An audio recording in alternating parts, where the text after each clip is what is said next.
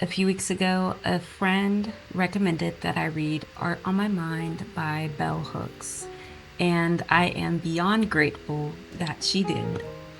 I have been looking for a really good book to read, and this week I finally purchased the book, and I'm officially about 15 pages in.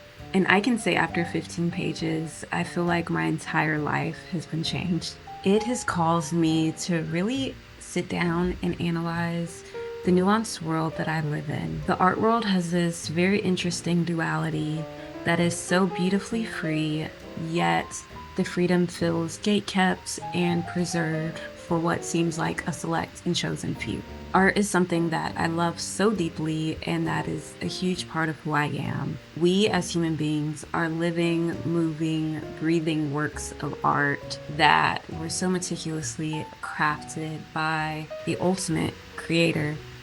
However, it seems as if most of us are disconnected from art itself.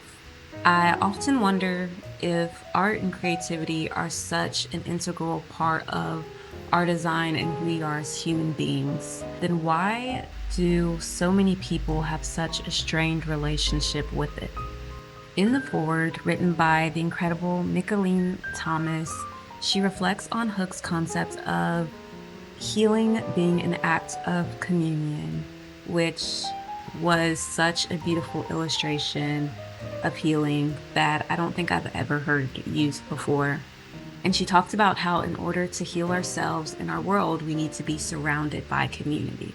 And in Hooke's introduction, she states that if one could make people lose touch with their capacity to create, lose sight of their will and their power to make art, then the work and subjugation of colonization is complete.